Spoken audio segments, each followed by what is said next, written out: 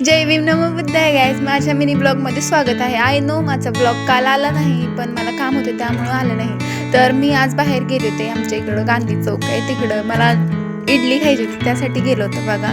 पण काय तिथं इडली नव्हतंच. इथं बघा हे आपले गांधी महाराज बघा कसे चौकात थांबलेत.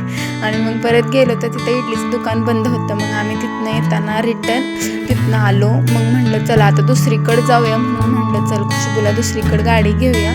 मग तिथं आम्ही थांबलो होतो एका ठिकाणी, बेकरीत जायचं होतं म्हणून. मग तिथनं उतरलो. मग तिथं डोसा घेतला, एक मसाला डोसा घ्यायचा होता आणि एक प्लेन डोसा घ्यायचा होता.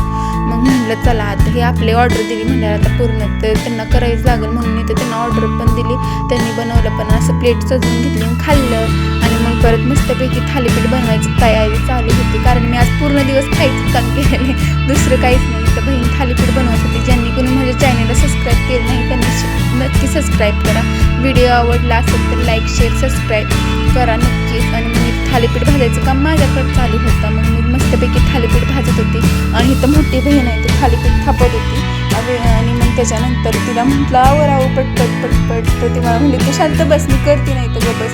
मग ती म्हटलं ठीक आहे आता कर म्हटल्यावर मग तिथं पूर्णपणे थालीपीठ तयार झालं होतं.